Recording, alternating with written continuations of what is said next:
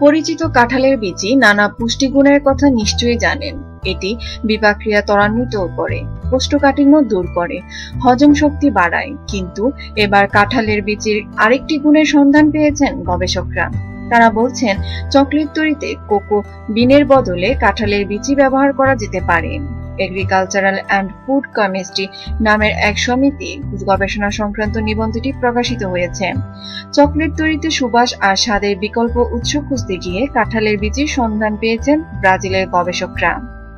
Chocolate তৈরির মূল উৎস হিসাবে ব্যবহৃত কোকো বিনের ঘাটতি দেখা দিয়েছে। গবেষকরা তাই ঘাটতি মেটাতে পরিচিত কাঁঠালের বীজকেই বেছে নেওয়ার কথা বলেছেন।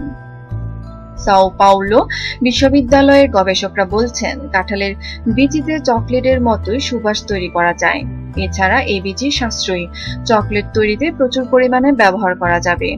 বিশ্বজুড়ে প্রতি বছর ৩৭ লাখ টন কোকো উৎপন্ন হয়, কিন্তু আগামী 10 বছরে কোকো উৎপাদন বাড়ার সম্ভাবনা কম। সেই তুলনায় চকলেটের চাহিদা বাড়ছে।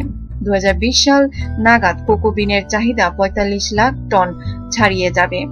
চকলেটের স্বাদ ও গন্ধের বিকল্পের সন্ধান করতে উড়ে পড়ে লেগেছেন গবেষকরা।